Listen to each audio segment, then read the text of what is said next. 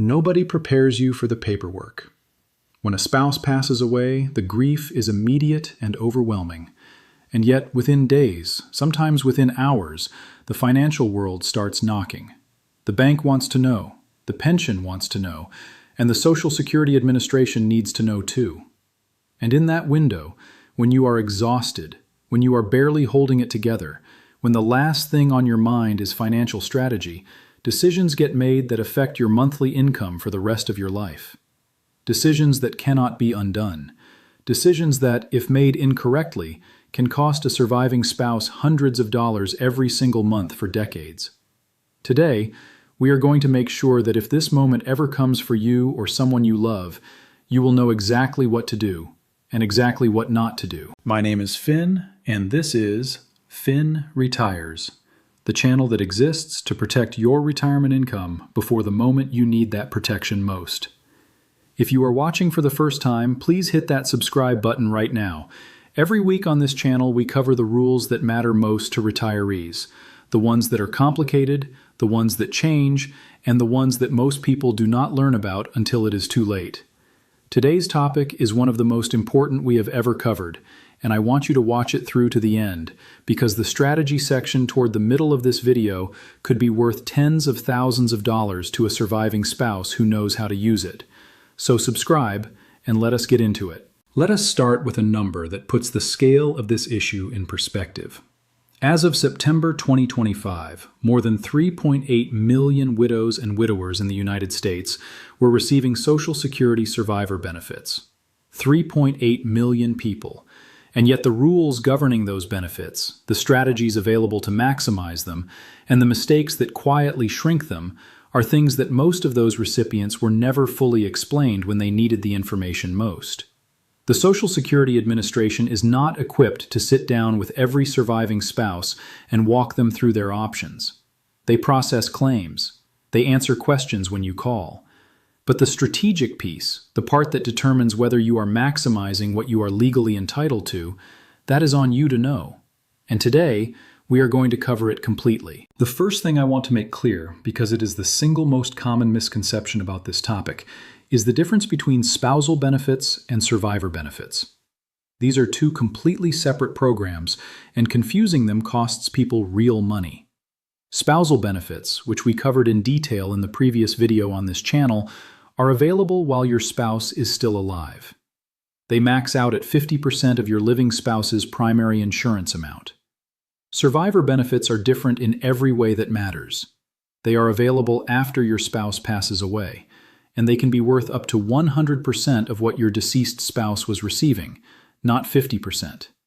100%. That is double the maximum of a spousal benefit. For a widow or widower whose spouse had a strong Social Security earnings record, the difference between understanding this distinction and not understanding it can be the difference between $600 a month and $1,200 a month for the rest of their life. Now let me walk through how the survivor benefit amount is actually calculated, because there are several factors here that affect the final number and that every surviving spouse needs to understand. The starting point is the deceased worker's benefit amount. But which number gets used depends on how and when the deceased spouse had been claiming their own Social Security. If the deceased spouse had already claimed Social Security and was receiving their benefit at the time of death, the survivor benefit is based on the amount they were actually receiving, including any delayed retirement credits they earned by waiting past their full retirement age, and including any cost of living adjustments that had been applied over the years.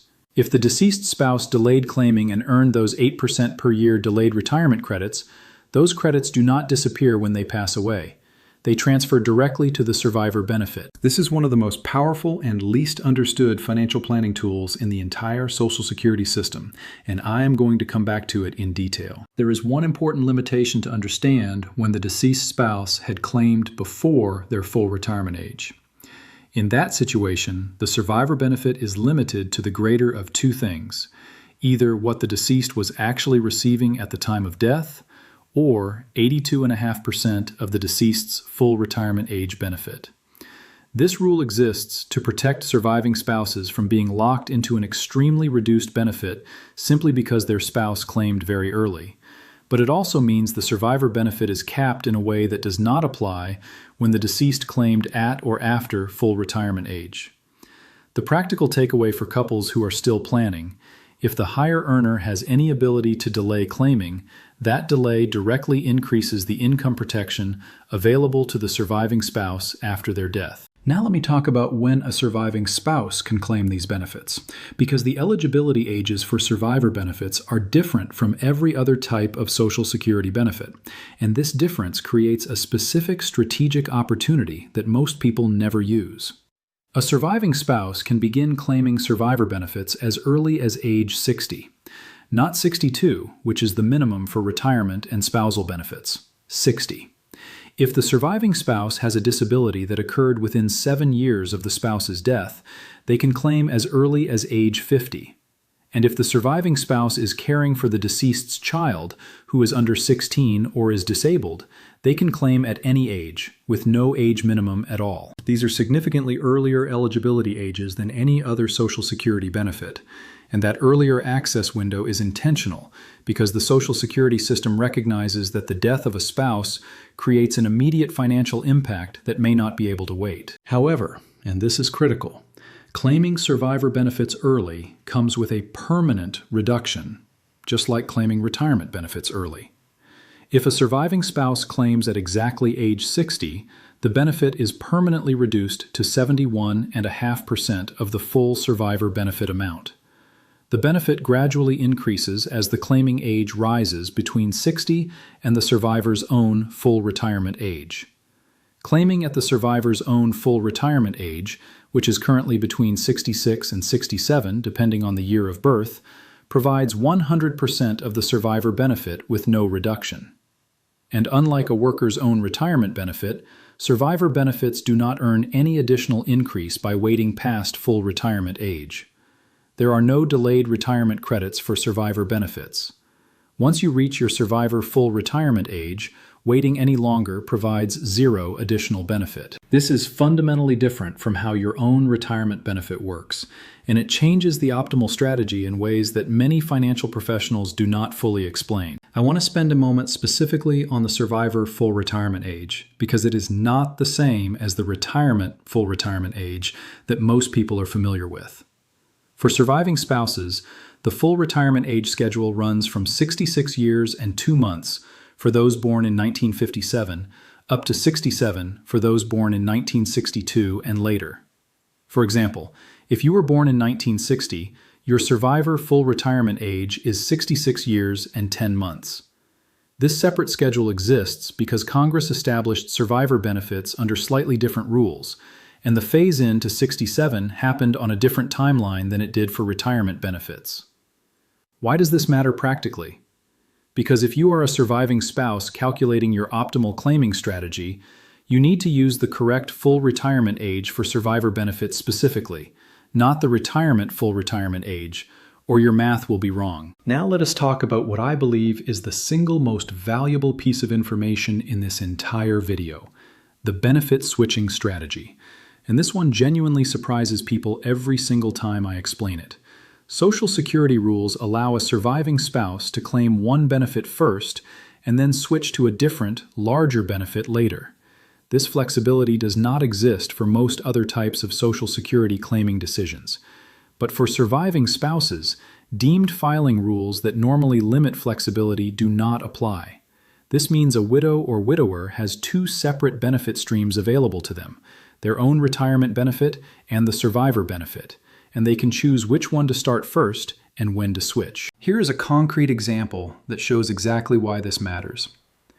Consider a widow named Carol who is 60 years old when her husband passes away. Her husband had a strong earnings record. His benefit, including the delayed retirement credits he earned by waiting until age 70, was $3,000 a month.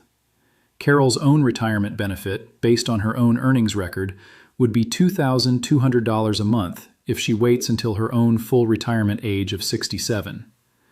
Carol could claim reduced survivor benefits at age 60, receiving approximately 71.5% of her husband's $3,000 benefit, which would be about $2,145 a month. Then, Carol continues working, or simply lets time pass, And at age 70, she switches to her own retirement benefit, which has grown through delayed retirement credits to approximately $2,960 a month, higher than the survivor benefit.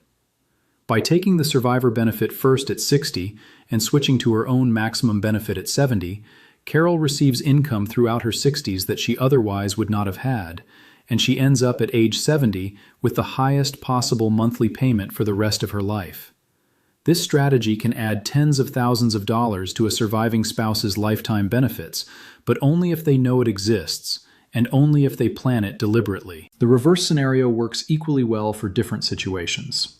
If a surviving spouse's own retirement benefit is smaller than the survivor benefit, they can claim their own reduced retirement benefit first at 62, let the survivor benefit continue to grow or remain at its full amount, and then switch to the full survivor benefit at their survivor full retirement age.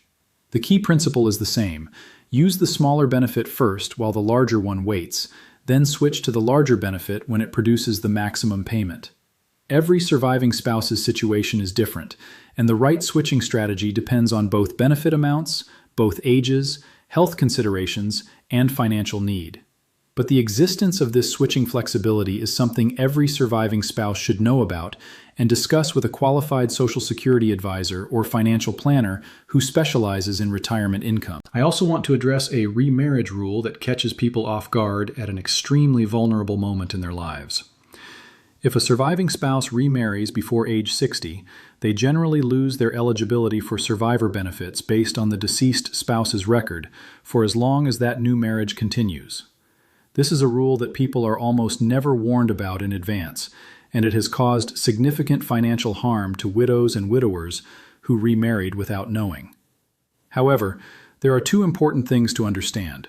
First, if that later marriage ends through divorce, annulment, or death, survivor benefit eligibility on the original deceased spouse's record generally resumes.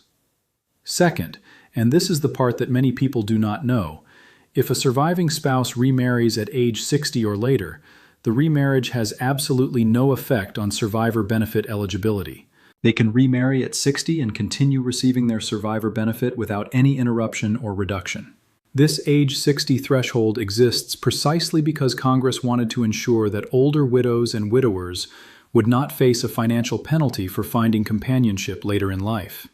Knowing this rule before making any decisions can make a meaningful difference. Now let me address something that happens automatically in some situations and requires active steps in others, because this confusion leads to people either assuming they are covered when they are not, or missing payments they are entitled to. If a surviving spouse is already receiving spousal benefits on the deceased spouse's record at the time of death, and they are at their full retirement age or older, the Social Security Administration will typically switch them to survivor benefits automatically when the death is reported. However, if the surviving spouse is under full retirement age, is also receiving their own Social Security retirement benefit, or had not yet filed for any benefit at all, they will need to actively contact the Social Security Administration and file for the survivor benefit separately. The SSA cannot be assumed to automatically maximize your benefit situation. You need to initiate the conversation, understand your options, and make an active claiming decision. The number to call is 1-800-772-1213. Call as soon as you are able after a spouse's passing. There are situations where delays in filing can result in lost back payments, as the SSA generally pays retroactively for up to 6 months in certain circumstances, but not indefinitely. There is also a small one-time payment that many surviving spouses are entitled to claim and frequently overlook entirely. The Social Security lump sum death benefit is a payment of $255 available to an eligible surviving spouse or, in some cases, a qualifying child. This amount has not been updated since 1954 and is widely acknowledged as inadequate relative to its original intent, but it is real money you are entitled to, and it must be requested. It is not paid automatically. You must apply for it within 2 years of your spouse's death. If you missed this deadline after a recent loss, contact the SSA anyway. In some circumstances, exceptions can be made. Let me tell you about a situation I want you to keep in mind as you absorb everything we have covered today. Think about a woman named Patricia 71 years old, retired schoolteacher from Georgia. Her husband Harold passed away 2 years ago at 74. Harold had claimed Social Security at 68, earning 2 years of delayed retirement credits on top of his full retirement age benefit. His monthly benefit at the time of his passing was $2,800. Patricia, who had her own modest Social Security benefit from part-time work throughout her career, was receiving $900 a month in her own retirement benefit when Harold died. A well-meaning but underinformed family member told Patricia that she would now receive both her own benefit and Harold's combined. That is not how it works. Patricia would receive the higher of the two, Harold's $2,800 as a survivor benefit, and her own $900 benefit would stop. Patricia was confused, thought something was wrong, and actually delayed filing for the survivor benefit for almost 4 months while she tried to sort out the misinformation. Those 4 months of unclaimed survivor benefits at $2,800 per month represented over $11,000 in payments that Patricia never fully recovered. Patricia's story is not rare. Misunderstandings about how survivor benefits replace, rather than stack on top of, existing benefits are extremely common. And the delay that misunderstanding causes is where the real financial damage happens. Here is what I want every person watching this video to do this week, even if your spouse is healthy and this situation feels far away. First, both spouses should log into their My Social Security account at ssa.gov and note their full retirement age benefit and their actual projected benefit if they delay until 70. That information is the foundation of your household's survivor benefit planning. Second, discuss as a couple what each spouse would receive in survivor benefits under different claiming scenarios. If the higher earner claims at 62 versus 67 versus 70, the survivor benefit available to the other spouse changes significantly. Third, if you are currently a widow or widower and you have not yet spoken with the Social Security Administration about your survivor benefit options, call them or visit your local SSA office as soon as possible. Do not assume the amount you are currently receiving is the maximum you are entitled to. And fourth, if you have a surviving spouse in your life who recently lost their partner, please share this video with them today. Not because grief is the right time for financial planning, but because the decisions they make in the coming weeks will affect their income for the rest of their life, and having the right information is not optional. Drop a comment below and share your experience. Have you or someone you know had to navigate Social Security survivor benefits? What was the most confusing part of the process? The comments on this channel are genuinely one of the most valuable parts of every video. Real people sharing real situations, and your story might be exactly what helps someone else know what to do when they are standing in that same place. I read every single comment personally, and your response matters here. If this video helped you understand something that was unclear before today, I want to ask you to share it with someone in your life, whether they are widowed, recently married, or planning for a retirement that is still years away. The strategy of knowing your survivor benefit options before you need them is one of the most valuable things a couple can do together. That conversation, prompted by this video, could be worth tens of thousands of dollars. One share today costs you nothing and could change someone's financial reality for decades. The next video on this channel is moving into the Medicare cluster, specifically the enrollment window that costs retirees over $1,000 in penalties every single year when they miss it, and how to make absolutely sure you never do. If you are not yet subscribed, hit that button now so you do not miss it. Take care of yourself, take care of your household's retirement income, and I will see you in the next one.